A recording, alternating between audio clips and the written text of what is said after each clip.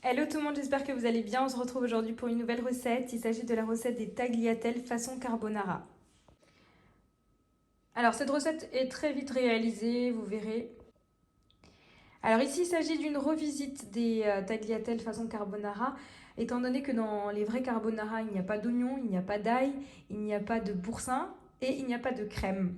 Donc aujourd'hui je vous propose cette recette, vous verrez elle sera vraiment excellente, bien onctueuse et surtout rapide à réaliser. Donc pour cette recette, on aura besoin d'un oignon et de 2 gousses d'ail. On aura besoin de 4 jaunes d'œufs plus un œuf entier. On aura besoin de 80 g de parmesan ou de pecorino. On aura besoin de 20 centilitres de crème fraîche liquide entière. Une cuillère à soupe de boursin cuisine que vous trouvez au rayon frais. On aura besoin entre 250 et 300 g de lardons. Et enfin, des tagliatelles ici fraîches, pareil que vous trouvez au rayon frais. Donc je commence cette recette en mettant dans une casserole un grand volume d'eau afin de faire cuire les pâtes. Donc ici je fais chauffer dans un premier temps mon eau et à côté de ça on va pouvoir s'occuper donc de notre sauce carbonara.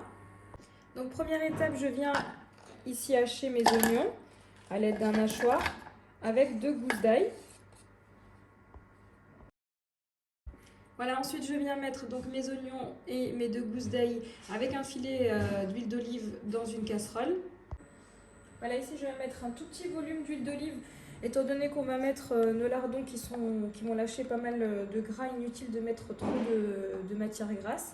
Donc je viens ajouter ici l'oignon et 2 gousses d'ail hachées. On les fait revenir 2 minutes avant de rajouter nos lardons.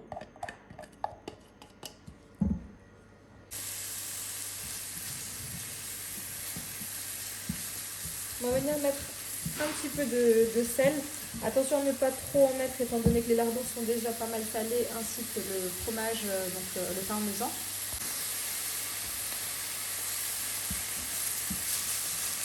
À présent, je viens rajouter les lardons et je vais les laisser dégorger de leur eau.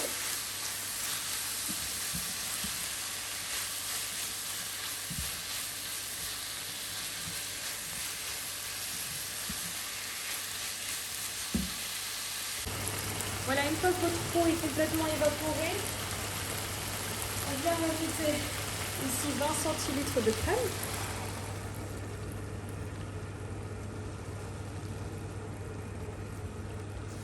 Et ensuite, je viens rajouter également une cuillère à soupe de boursin cuisine. Essayez, vous verrez que c'est excellent.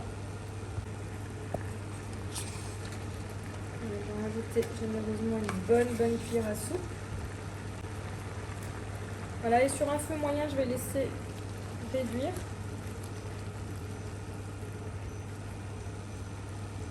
Avant ça, je vais poivrer.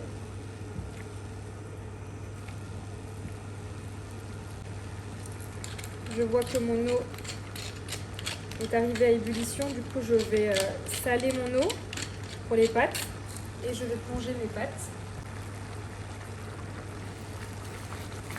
Voilà, concernant la cuisson des pâtes, il faudra rajouter le sel uniquement lorsque vous voyez apparaître les premières ébullitions. Sinon, votre sel va venir se déposer au bas de la casserole. Personnellement, j'utilise du sel de Guérande.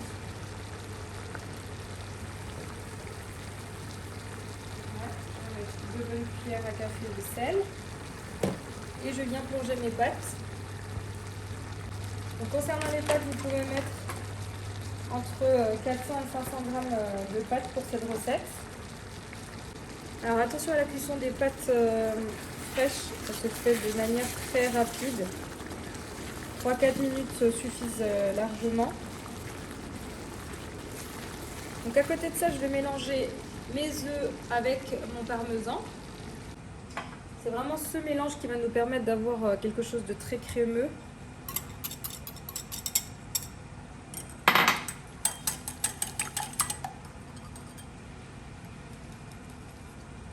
Obtenir une sorte de pâte.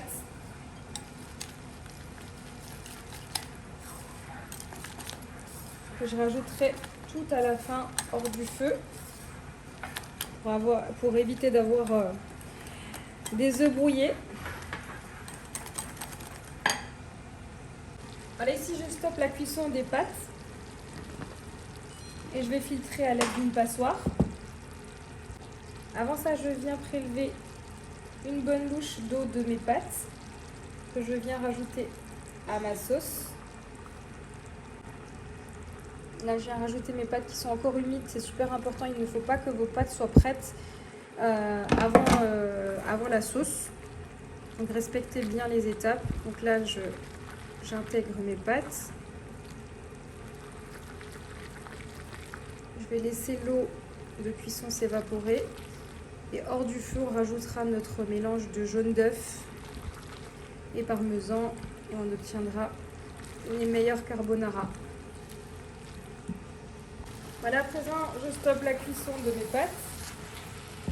Et hors du feu, je vais rajouter donc mes jaunes d'œufs avec le parmesan. Voilà, donc là, hors du feu, comme dit, on vient rajouter notre crème d'œuf. Et on vient mélanger activement. Donc la chaleur ici des pâtes viendra faire cuire nos œufs légèrement.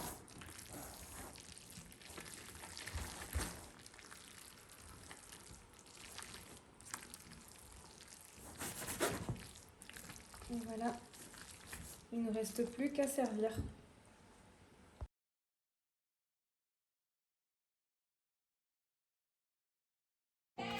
Et voici mon assiette dressée. Si vous le souhaitez, vous avez la possibilité de rajouter du persil frais, fraîchement haché sur vos pâtes. Voilà, cette vidéo arrive à sa fin. J'espère que vous avez aimé cette vidéo. N'hésitez pas à me laisser un commentaire. Et comme d'habitude, je vous dis à très vite pour de nouvelles vidéos.